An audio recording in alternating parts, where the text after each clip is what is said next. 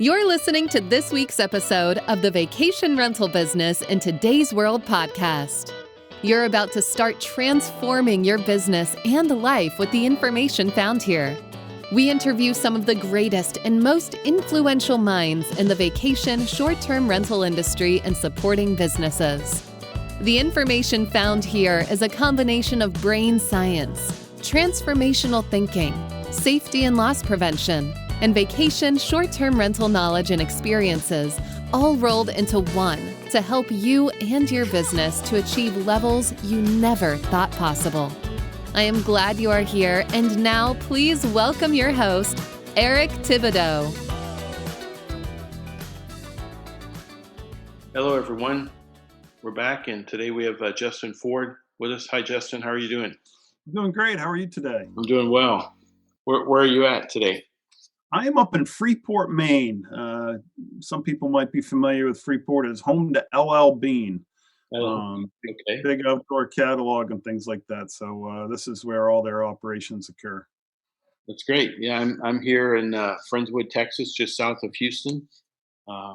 So it's nice and warm today. It's probably warmer up here in the Northeast. We've been in the 30s. Oh yeah, well, the 30s are too cold for us here. So that's warm for you, but too cold for us here in the South. We can take a couple of days. That's right. So I appreciate you joining us today for the summit. We're going to talk a little bit about safety and fire prevention, and I kind of categorize it as you're the expert here in the industry, and talk about what's the state of safety and fire prevention in the business. But before we do that, let's learn a little bit more about you. Can you give us an update on your experience and what you're up to these days? Sure. I'll be honest with you. I'm kind of proud of the unique experience that's gotten me where I'm at. It's been an interesting collision. I like to think of three different things that put me where I am today. I was in the U.S. Coast Guard and did boating safety, had a strong background in safety with boats and boating inspections, whether it was recreational or fishing vessels up in Alaska. And when I got out of the Coast Guard, I became interested in doing more with boats and got my captain's license. It led me to having a rental boat. And one day I delivered my rental boat to someone's house and they were renting it. And a light bulb went off and said, wow, people rent houses too. And so it's funny, most people have gotten into vacation rentals got in because they either owned a house or they were a real estate broker. I got in because I rented boats. And started a vacation rental company. It grew to the largest in New England in gross annual sales, and did that over a 10-year period, continued to rent boats. And my give back to the community was to, I didn't join the local school board or select board or the pet adoption club. I decided to join my local volunteer fire department. And so I was a firefighter for 15 years. I was a training officer on my fire department. And all three of those came together at the same time that I had a tragic accident at one of the rentals I managed that was safety related. And the state of Maine, where I live, decided that they wanted to enact some rules for safety. And suddenly I realized nobody else was doing anything about it. And I jumped in, and here I am almost 10 years later. It's great. It's a great experience. Yeah. We have similar experiences. I've done, except I didn't do boats. I did houses, right? But Right. yeah. And so a lot of people I've talked to just kind of, this happened, this vacation rental industry just happened to them. Same with you. And that's the key thing that I like to outline all the time when it comes to safety. I was reactive. I took an incident at a rental property I had before I kind of had that Lyndon Johnson moment of the buck stops here. Yeah. And it was a property owner telling me that, well, hey, this is your fault. You're the one who put this hammock out that the guest got injured on. And I went, no, it's not my hammock. And all of a sudden it hit me, wait a minute, whose responsibility is it to make sure that these rental properties are safe? And so many of us got into this industry because there's a lot of cash in it. It's a very lucrative industry, but everybody skipped the first step, including me. And that is We got to make sure these things are safe first so that people can actually get in and out of them. And my punchline is they always people should only go home with memories, not band-aids. That's true. Absolutely true. Yeah. Anytime we take on a new property or we buy a property and we do renovations, I was just talking to Katie Bean earlier, and she was telling me about her property there. And I said, coming in and fixing all the issues, including all the safety issues, they come first, right? Any safety issue gets fixed. I may recarpet or retile later, but safety issues come first. That's right. Absolutely.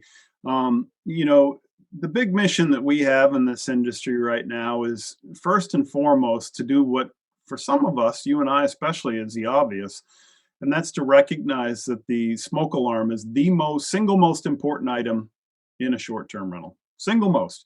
You can have a guest come in and stay at your house on the beach and lay on the floor on a board and still find a way to have a good vacation, without a couch, without bedding, without a TV, any of that stuff. But if they're inside that dwelling, they need to have something that's going to let them know that there's a fire. And so that's why I really emphasize that's where it all starts. And I think that the more we get that out of the way, we can move into the next steps and help people with everything else that needs to be done. Absolutely. I agree. So when we hear discussions about being proactive, and you talked about being reactive, and let's talk about being proactive in safety and loss prevention. How would you describe being proactive? Proactive is understanding right now something that only someone like you and I can, I hopefully convince people, and that is that every single accident in a short-term rental is absolutely 100% preventable. You may not be able to make a guest happy with the type of couch, or it's too lumpy, too firm, the mattress too lumpy, too firm, the color of the artwork, whatever it is, but you can actually make it so that a renter stays in your home and leaves, and the only reason they got hurt is because they tied their own shoelaces together, or cut their own hand with the butter knife, because they weren't using it right. Being proactive means getting in there and doing what you're supposed to do as a responsible host, responsible manager, to make sure it's safe for the renters. Exactly. That's well said. So let's have a little discussion about the state of safety and fire prevention in the vacation rental industry. How would you describe it today? Well, I've done a lot of research on this. I'm quite confident in a couple of statistics. Number one, and this is really a no-brainer. You can try and fact check me on this one, but you're going to be hard pressed to counter it. And that is that short-term rentals are the most dangerous segment of the travel industry, especially in the United States. I'm pretty confident it's pretty close worldwide as well. All you have to do is look and go, well, what else is in the travel and hospitality industry? Hotels, cruise ships, commercial airline flights, trains. And when you look at that, you realize that, we're losing 20, 30 people in the US in a train accident once a year. The last commercial airline accident was 4 or 5 years ago now, when that woman got sucked out of a window on a Southwest Airlines plane. Last year, there weren't any cruises really. COVID was certainly there, but every year they lose 4 or 5 people overboard on a cruise ship. Most of those are suicides, unfortunately. And there's certainly some hotel fires and accidents. But every week in the United States, someone is dying in short-term rentals. We just had one 3 nights ago in Malibu. And every single day, hundreds of people are being injured in short-term rentals. And the big difference there is all those other things that I just mentioned to you, they're all regulated. The Coast Guard does safety inspections. Municipalities do safety inspection of hotels. Commercial airlines are inspected by the FAA. The National Transportation Board checks the railroads. Who is checking short-term rentals? No one. Yeah, no one. Yeah. So definitely we have the opportunity here as an industry to take upon our shoulders to do the right thing at the beginning before it gets maybe put to us, as we'd say. We need to self-regulate. We need to follow the lead and understand that the reason that there are so many regulations now, I mean, last time I flew on an airplane, I looked out the window and I watched this one guy putting chalks around the luggage cart on a flat tarmac to make sure it wouldn't roll anywhere. And I'm thinking, it's flat. Where the heck is this cart going to roll? But it's because there's been an accident. And if we as an industry don't start addressing things that we can do so easily and profitably, we can make money off of safety. If we don't start doing that, we're going to have to hire extra people that are just going in and doing ridiculous safety things that don't even make sense. And so it's very important for us to get in on this now. There's no time to wait. Yeah. So how can we go about doing that? Well, I'll tell you, I've been working very hard for a number of years on a safety checklist, and there's a huge disconnect in our industry between the insurance companies and the municipalities. And just to clarify, we think maybe 1% of municipalities in the United States where short-term rentals are actually doing safety inspections. You take, for example, Palm Springs, California. You can't rent your home with a pool unless an electrician has come through and validated everything about the pool, um, and made sure everything's in good shape there. Nashville, Tennessee, the local fire department's going to come in. So there are some safety inspections happening by municipalities. There really aren't many by insurance companies, and that's because not a lot of insurance companies want to insure short-term rentals. Those that do are very picky about what they take on. They don't take on older homes or homes that are in, areas with wildfires and things like that. And the municipalities think everything's fire. And the reason they think everything's fire is they only have one person in their municipality who knows anything about safety in a home. Generally, I mean, they do have some code officers and things like that, but it's the fire chief. And I've been to these meetings. They go, "Hey, chief, we got to do something about safety with these rentals. What are we going to do?" And the chief goes, "I want sprinkler systems and I want, smoke alarms." And that's great because that's what he knows. But what he doesn't know is what the insurance companies know. And that's 3% of all accidents in short term rentals are from fire. 3%. It's Right. big, it catches a lot of headlines. Right. But the insurance industry knows that 83% of all accidents are happening from trips and falls. And the chief doesn't know to go, "Hey, we need better lighting around these short term rentals. We need to make sure that there's handrails on the stairs. We've got to make sure that there aren't trip hazards and cracked pavement in the walkways."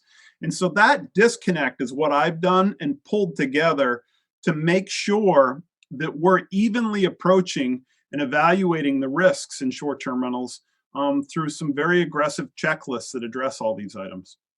Great. Yeah, that's good. I have not seen your checklist, but I've heard you reference them many times.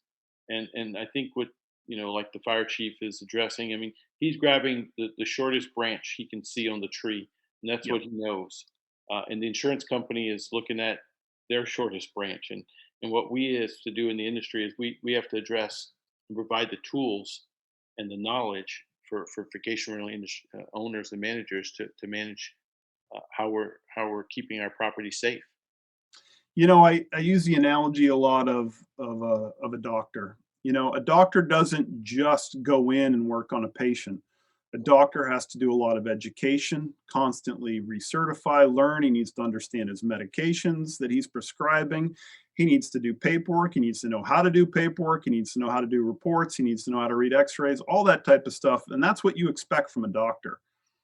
I think people expect that when they're renting from a professional. They just expect that somebody has done this. And when I sit next to people on flights and they say, "What do you do?" And I tell them I'm a short-term rental safety expert, they're like, "Well, what's that?" And you tell them, like when you rent an Airbnb or Verbo or whatever. "Oh, what? I thought those were all just inspected anyway."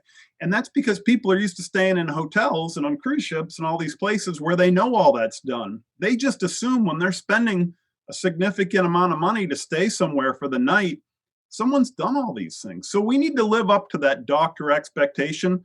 We would never try and only know how to prescribe medicine, but not know how to check a heartbeat. And we need to know when we go into these properties every single thing, not just decor, not just marketing, not just pricing, not just how to advertise it and get it on the website, not just how to communicate with an owner and do owner acquisition. We need to know how to make the property safe. Absolutely. Well said. Yes.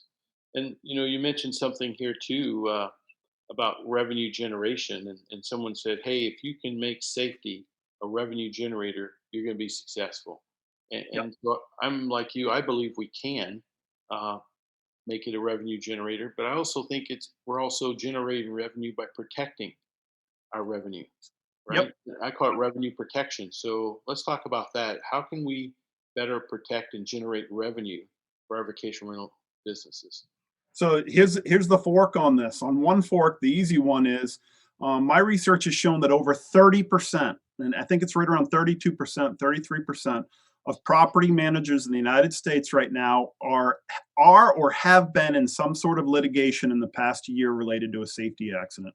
That's a third of our industry Oh, yeah. right now that is spending over 60 or $70,000. I know what these lawsuits are like. Guest falls down the stairs, they couldn't find a light switch, loss of work, they're calling your company. You've got two people on your staff dealing with it. You're the owner agency, you're dealing with lost time.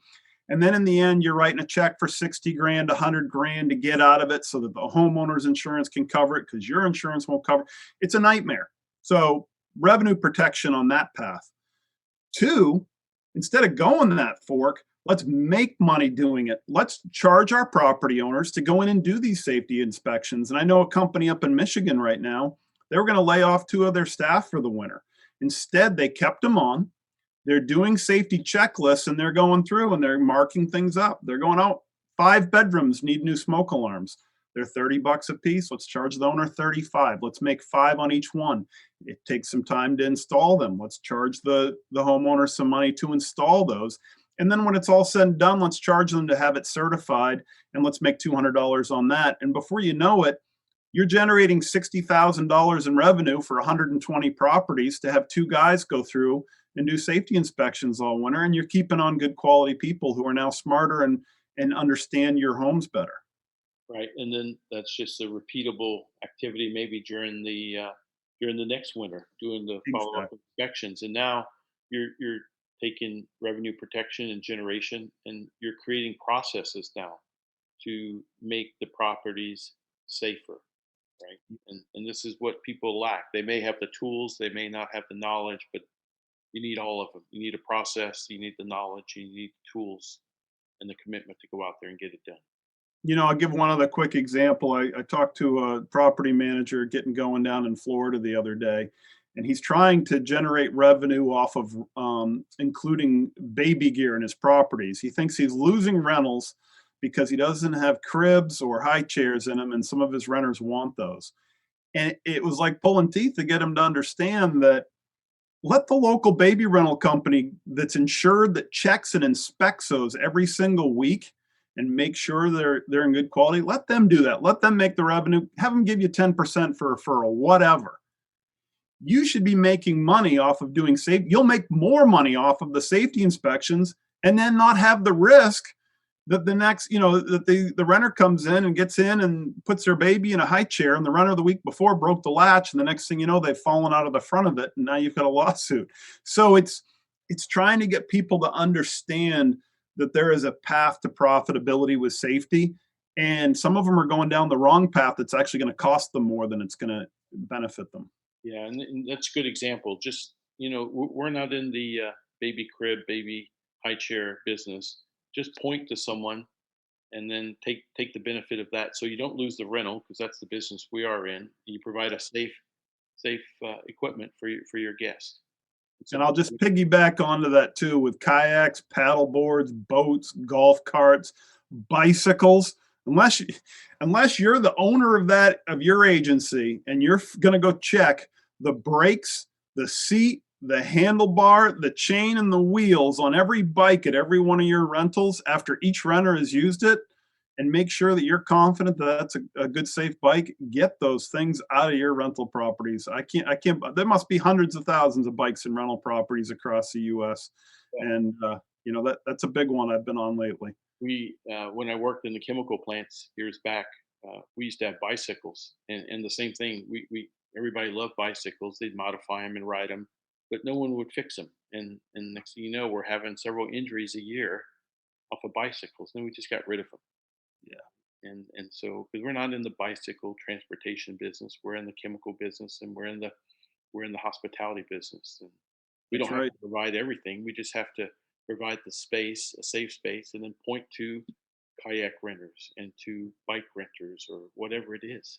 Yeah, stay focused on what's going to generate you revenue, and that is renting out the homes for the maximum amount of money and having people come back, repeat guests that come back that you didn't have to pay advertising dollars again to get them to come stay with you because they felt comfortable in a safe short-term rental that you offered them. Yeah, that's really good. So let's talk about what are some of the proactive measures you've suggested for owners to take at their vacation rental properties? Yeah, so right from the beginning, let's say that you're just listing your home for rent and you've gone into, ABC property rental agency here on the coast of Texas and down in what's the island? Galveston down there. Yeah. And said, hey, we're going to rent our house out. What do we got to do? First and foremost, get a building inspection. I don't care if they didn't do it as part of the real estate purchase or it's been 10 years since it's been done.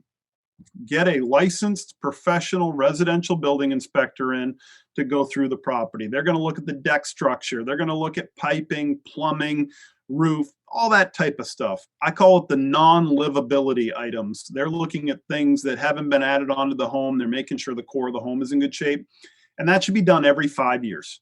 Every 5 years with every short-term rental, especially if it's on the ocean or on the lake where you get salt air that could damage decks and things like that. Then you need to do a safety inspection. Safety inspection for short-term rentals is now going to look at things that you move in afterwards. It's going to look at where did you end up putting the grill? Where are the handrails? What's a renter going to experience when they come in here? Is the TV mounted to the wall? Is it going to tip over and fall on somebody? As renters are putting pots and pans away, are they going to hit a gas line that's underneath the stove because it wasn't installed right? The electrical panel, if a breaker trips, does the renter going to understand? Is it labeled properly? They know what they're doing. What about the water temperature? Was it set at the right temperature or is it going to scald children because it's set too high? And there's just so many different aspects that you want to go through. And these are all part of the checklist that I have that are looking at all these different things. Show up at the rental property at 9 o'clock at night. Pretend you're the renter. Did the lights come on? Could you see your way from the driveway into the house? Could you see your way out to the hot tub? Did the hot tub have a latch on it to make sure it was secured so that a little 4-year-old kid couldn't lift it open and climb in real quick? Was there a pool fence? So there's so many different things that you need to do to look at that are completely different than what a residential inspector, home inspector is going to do. And then that safety inspection needs to happen every year. It has to be an annual event at your rental property. Everything gets gone through and checked. Yeah, that's really good. We also do monthly checks at least monthly checks, but we look when guests leave and see did they do something. And what happened one time is they removed one of the bars on the railing outside, and I don't know how they did that, but we had to get the owner come in to fix it. But I mean, now you had a gap where a child could just go right through there. Uh, They'll do it. The renters who do everything. One of the most famous ones, of course, is they'll remove the battery from the smoke alarm. Most common topic I hear all the time, and I'm referenced at the beginning, it's the most important device, and yet most managers don't understand it. I hear a lot of managers say, mine goes off all the time. We've had a terrible time, and I walk in, and the smoke alarm is over the top of the range. I'm like, code says smoke alarms are supposed to be 10 feet away from any cooking appliance, and no, I didn't know that. Well, that's why it's going off all the time, and the renters are pulling the battery. So we used to actually, when I was a property manager, we gave an incentive to our cleaners that if they found a smoke alarm that didn't have a battery in it or a carbon monoxide alarm, same thing, we would pay them $10. And trust me, the $10 incentive that cleaner got for doing that, one, made it worth it for their value and time to look for it. And number two, it kept us from losing lives. And they would find them. They would find them. yeah, that's really good. It's good incentive. I hadn't thought about that. That's really good. So we need to do more than just identify and eliminate hazards. We need to have a process to do this regularly and effectively. And so we talked a little bit about processes earlier, where we're doing these annual inspections, 5-year building inspections. What else can we do? I mean, basically, we need to integrate that into how we work. Is what I'm talking about. How prevalent is this in our industry, or is it growing? Well, it's definitely growing. A survey that we did this past year showed that the number 2 biggest concern for guests right now is safety in rental properties, and they're aware of it. you don't have to look very far. Google, anybody who's watching this, just Google vacation rental accident. Watch how many pages come up. It's over 90 pages on Google results that will show up of lawyers accident chasing, ambulance chasing, looking for renters that are getting hurt at short-term rentals. They know about it, and you need to know about it too, because they're making a ton of money. They wouldn't have 97 pages of ads on Google if they weren't getting something out of this. And renters know that. Renters want to stay somewhere, and you need to show them the difference. You can rent this house next door. It's a 3-bedroom home. It's offered by my competitor, has a pool, has a great view, has a nice grill, has comfortable furniture, but it hasn't had a safety inspection. Or you can rent my house. It's $100 more a week, has all the same amenities. Couch isn't even as comfortable, but you know what? Everything in this property's been inspected this week and reviewed to make sure it's safe for you to stay in. And I assure you, guests will stay at that property any day over the other. Yeah, I think safety is something we need to start promoting in our listings, in our ads, and saying, hey, we have a safe property.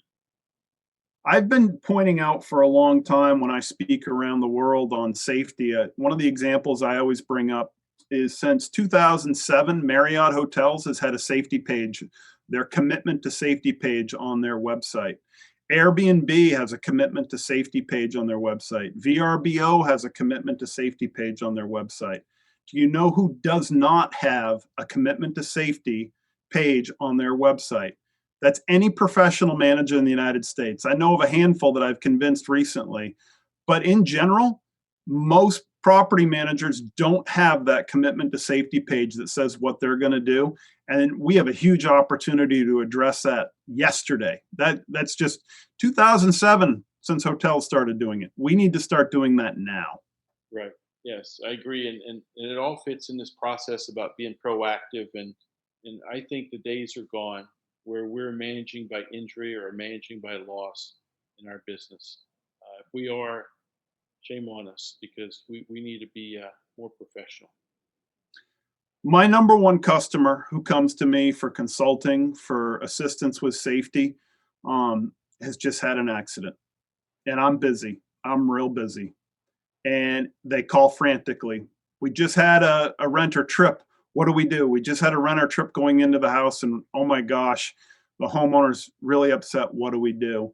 And I wish I could convey enough of those stories so that everyone here understands it's not a matter of if you'll ever have a safety related accident at your rental properties. It's when. When is it going to happen? And is it going to happen right at the peak of the busiest season at the house that costs the most amount of money with the homeowner that's going to be the most furious and probably sue you too?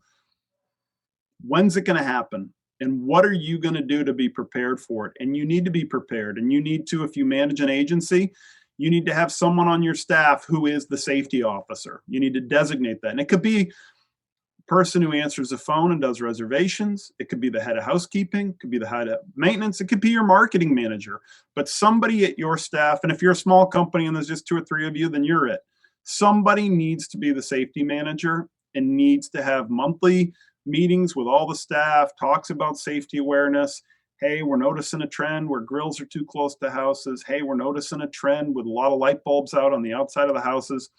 Hey, there's just been a U.S. Product Safety Council recall for a certain product, and do we have any of these in our properties that we need to remove? Yeah, so all of this is about being proactive as we continue to grow.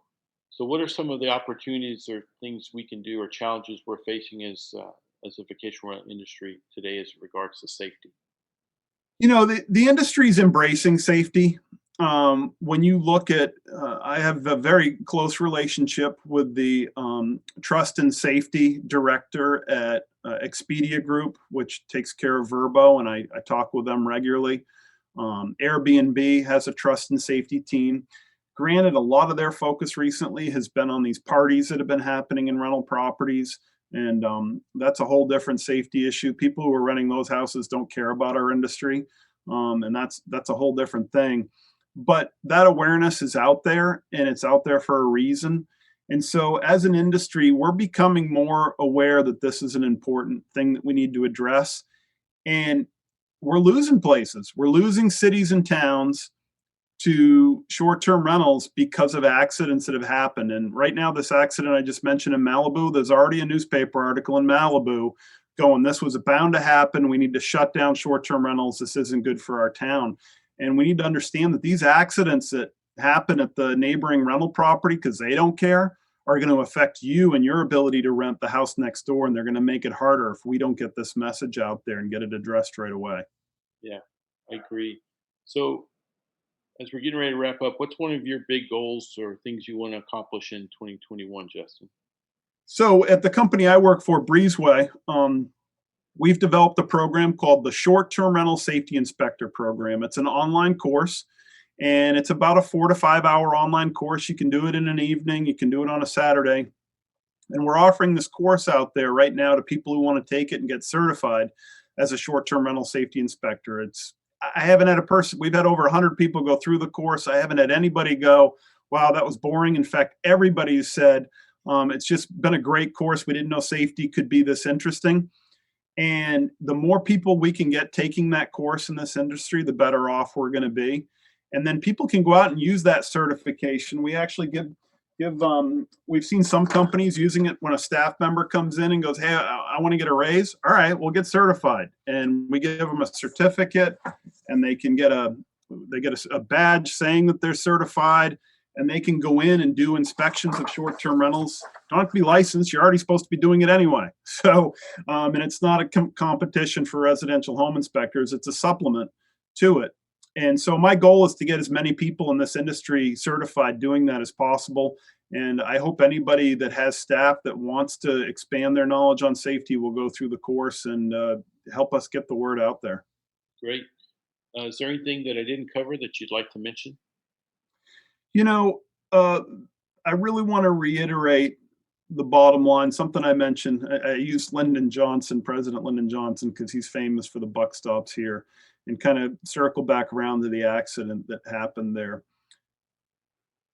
People are traveling to your short-term rental, and we know that the average travel time is between 6 to 8 hours, whether they're driving from Chicago up into Minnesota, or they're driving from Atlanta down to the beaches in Florida. They're traveling. It's a long day. They usually have kids in the car, or they're flying. They're exhausted when they get where they're going. And when you check into a short-term rental, you got to go get groceries. You got to check the lay of the land. You got to get some dinner. A lot of these folks aren't going to bed until after check-in at 4, after the kids have jumped around and bounced around the house and you've checked everything out. They're going to bed at 11, 12 o'clock at night, exhausted. When that accident happens, when that fire starts in the middle of the night, when that child wakes up early and is so excited to go to the pool, and they go down and they try and open the door to get out to the pool and get in it without mom and dad knowing about it. When any of these things happen, it goes back to you, the property manager, to make sure that they were set up safely. It's up to you to make sure that those guests can go to sleep at night and know that you did everything that you could have done to ensure the safety of their stay, and that nothing is going to keep them from waking up to a fire, a carbon monoxide incident, or keeping little Johnny from accidentally falling in the swimming pool because there was no safety prevention in place to prevent it otherwise. Right. Yeah. As entrepreneurs, everything's with us. The Everything's success, the failures, everything. So well said. Good. Justin, if there's some people out here in the audience that want to learn more about you and the work you do, how can they get in touch with you? Safety at breezeway.io. Breezeway is a technology company, so that's why there's a .io and not .com. But safety at breezeway.io or breezeway.io. If you want to see, I've done a lot of articles, interviews, podcasts, different things that are out there. I have a website, justinford.expert. And if you go to that website, it has links back to everything that I do as well. Great, Justin. We appreciate you coming in today, sharing your industry leading knowledge and wisdom and safety. And we appreciate you being here. Sounds great. Thanks. I appreciate your time as well. Great. Thanks, Justin. Thank you for listening to Safer VR's podcast with Eric Thibodeau. If you enjoy this, I would love you to join my Facebook group, The Safer Vacation Rentals, for more of the same. You can also join our email list at www.safervrs.com.